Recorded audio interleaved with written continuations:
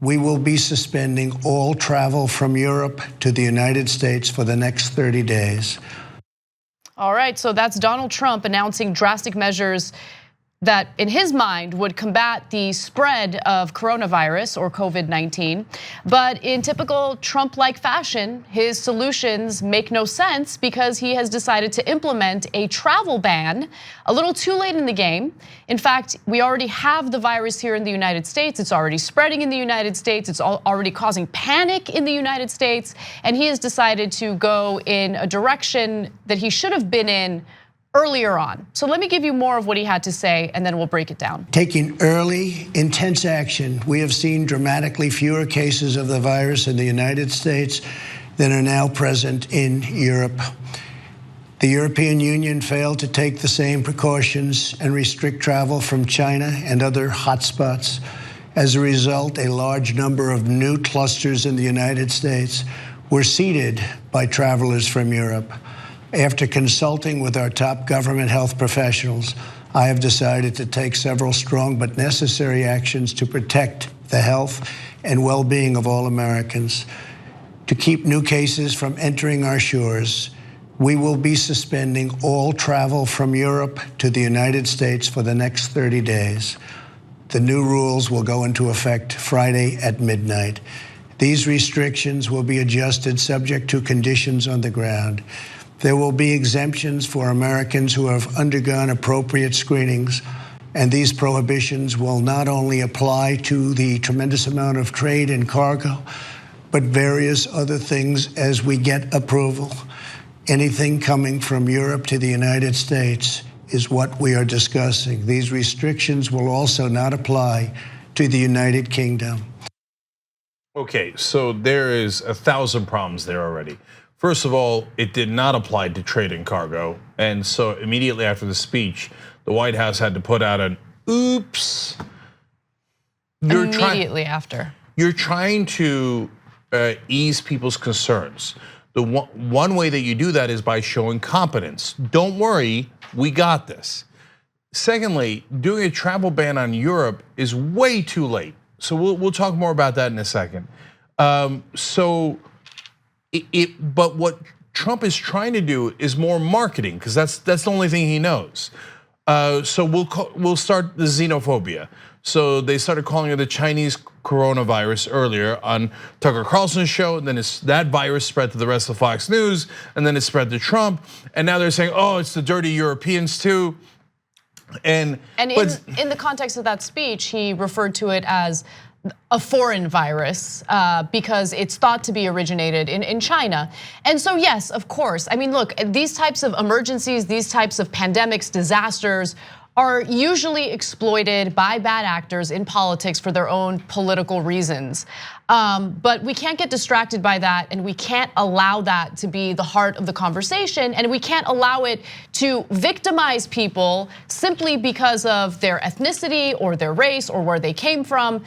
The issues that we're having in the United States right now should be squarely blamed on Donald Trump and his inability to act competently when we have this type of pandemic. Yeah, so I want people to understand that normally what Trump does is he lies his way out of a problem. So he'll say, oh, no, everything is, you name it, any problem that he has. No, our response to the hurricanes was fantastic. It was the best response you've ever seen. And then Fox News will help him lie, and then half the country will believe him. And then you're not down in Puerto Rico, so you don't really know how the response was. And he'll get to get away with that kind of marketing. But when you have a disease that is indiscriminate, it doesn't just pick out Democrats, it doesn't just pick out poor or middle class people, it is indiscriminate. Tom Hanks has it now, Rita Wilson has it, a member of the Utah Jazz has it. So millionaires have it, poor people have it, everybody has it. You can't lie your way out of that. Marketing is not going to help you. Say, oh yeah, the Chinese did it. Oh, we are going to ban the Europeans. Doesn't help you with the disease at all. Alternative facts do not cure diseases. So you need real facts, you need real medicine, real science. So that gets to the heart of this thing. When he says, we have less cases. No. That's not true, yeah. We have less testing because we're incompetent in this United States government right now. So A couple of days ago, we had done 2,000 tests out of 330 million people. To give you context, South Korea had done 100,000 tests. Now, we've done about 3,000 to 4,000 tests. South Korea has done 150,000 tests. Now, when you do 150,000 tests, you know what you find out? You find out that more people have it than you realize because you tested them. When you've only tested a couple thousand people, going around saying, oh, not that many people tested positive. Yeah, because you didn't test them. So when the tests come in, and then we find out the real enormity of the problem here as it is across the world, oh boy, another wave of panic is gonna hit. All right, so there's a story that just broke by the Daily Beast. I wanted to make sure that you guys were aware of it. So apparently there's complete and utter chaos within the Trump administration over Trump's botched speech and all of the misinformation that he shared in that speech. So according to the Daily Beast, Trump administration officials are furious at the boss for botching the COVID-19 speech. One of them was quoted as saying, "We're wasting time playing mop up, and it goes without saying that we aren't allowed to admit that any of it is the fault of the president." So even within the administration, they're acknowledging the fact that they are ill prepared, that Donald Trump has been completely incompetent in the handling of the spread of this virus, and they can't publicly speak out because we all know what Donald Trump is like if you criticize him, even if it's constructive criticism. But also understand that while he is banning travel from the European Union specifically, fact of the matter is he's not banning travel from the countries that have his resorts, right? Yes, so for instance, he mentioned the United Kingdom and how the United Kingdom is exempt from this travel ban. Well, the United Kingdom has its own confirmed cases of coronavirus. So what exactly is fueling his decision to ban travel from Europe, but not from the UK? Also, the Department of Homeland Security clarified that the new order would not bar all travelers from Europe, just foreign nationals traveling from Europe to the United States. The order also doesn't prohibit the travel of legal permanent residents and the immediate family members of United States citizens. That's an important clarification because Americans currently in Europe, for whatever reason, whether it's tourist reasons or business reasons, were panicking and they didn't know what this meant for them. Yeah. And so again, Donald Trump comes out and understand he's not speaking off the cuff here. He's trying to be serious and he's reading from a teleprompter clearly. And he still can't get it right. So this was a prepared speech full of misinformation. So that's the second big mistake. First one was saying trade and cargo. Markets immediately collapsed overnight because there's future markets that are open at night. And you see the graph go like this as soon as he says trade and cargo are banned from Europe. Then they have to immediately go, no, sorry, trade and cargo are not banned. Second thing is, people started panicking because their kids are in Europe, their family members are in Europe, and he did not clarify that Americans could come back. And then people started buying incredibly expensive tickets to try to get out immediately before the ban came in. So then the second thing they had to clarify was like, sorry, Americans can come back in, okay? And then he said, don't worry, we're gonna test everyone, all the Americans that are coming back in. We don't have any tests because the idiots didn't order the tests from months ago. So that's not true. They're not gonna get tested when they come back. We don't have enough test kits. So I'll get back to that because that's the most important part. And then what Anna mentioned, it's not just the UK. He's like, also Ireland will be exempted. Right. Why? There's a Trump resort in Ireland. For God's sake, like some of the European countries have very, very few cases of COVID-19. The UK actually has plenty of cases of COVID-19. So why ban the ones that don't have COVID-19, but not ban UK and Ireland? It's so obvious that the scientists came to him and said, all right, look, first probably Stephen Miller said, let's do xenophobia, let's blame the Europeans too. The scientists go, well, okay, I mean, there are cases, really bad cases in Italy, that part is true.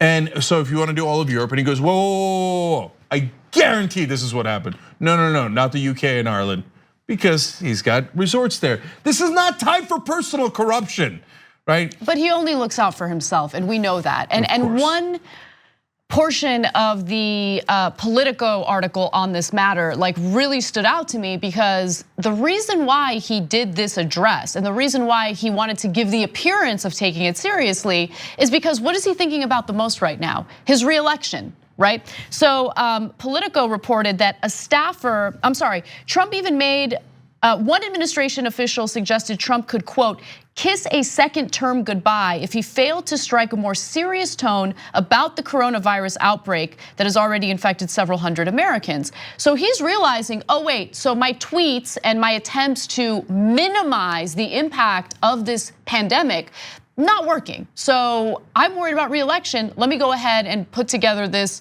ridiculous speech and try to seem serious about it. But he's not serious about it clearly, and he's only thinking about his own self-interest. That's it. So originally his staffers called it a hoax because they go to the same book of tricks. Let's lie about it, let's smear, let's do propaganda, let's do marketing. But again, you can't propaganda your way out of a disease. So now the most important mistake, and Ron Klain talks about this, he was in charge of the Ebola virus response under the Obama administration, former chief of staff to Biden and Obama. Ron Klain is as establishment as it gets. Now, normally I'd be opposed to that kind of thing, but the one thing establishment gets right in both the things that it does to oppress the middle class, etc., but also in situations like this, for good and for better and for worse, is that they are competent. That is what Donald Trump is not. So when they come to oppress you, they're really good at it, okay? But in a situation where you've got a pandemic, their competence is wonderful. So Ron Klain did do a very good job with the Ebola virus response. And so they talked to him and he made terrific points here when New York Magazine interviewed him. He said, look, the first thing you should have done is, as soon as you saw a virus outbreak in China, which was 3 months ago, you should have put somebody in charge of it. They put Mike Pence in charge of it just a couple of weeks ago, barely, right? It should have been 3 months ago. So why does that matter? Because then you immediately do a checklist. What are the different things we have to do? You immediately pull in the top experts in the world on it. And the first thing they would have told you is, you need to be able to test people. We were so disastrously late in getting test kits here in America. Right. So we can't test anybody. So when you can't test people, you don't know who has it, and they're walking around. 14-day incubation period. They're all walking around spreading the disease because we can't test them and we don't know who has it. So there's 1,000 mistakes that were made because of their incompetence. But that's the central one, which now, and by the way, part of the reason Trump won't test himself and why he probably didn't order the test kits in the first place, other than total sheer incompetence, laziness, and he's a buffoon and doesn't know what he's doing, is also because he probably thought, I don't want the stock market to go down. Right. If people find out people have the disease, they'll worry. But you idiot, if we don't find out, now we're gonna find out later and it's gonna be way, way, way worse. And here we are. And even his beloved stock market is now crashing. It crashed worse than any day of 2008. Earlier today, then the Fed took action and it rose back up a little bit, but still down for the day, down for the week, bear market. He cares more about the health of the stock market than the health of the US citizens. Of course. And he botched that as well. So I told you going in, the number one problem with Donald Trump, I told you this 3 years ago, 4 years ago when he was running, is actually not how evil he is. That's a terrible problem. Not how corrupt he is, terrible problem. It's how incompetent he is. Because at some point, you need the president to be competent. And this is that point. Thanks for watching The Young Turks, really appreciate it. Another way to show support is through YouTube memberships. You'll get to interact with us more. There's live chat emojis, badges. You've got emojis of me, Anna, John, JR. So those are super fun. But you also get playback of our exclusive member-only shows and specials right after they air. So all of that, all you gotta do is click that join button right underneath the video. Thank you.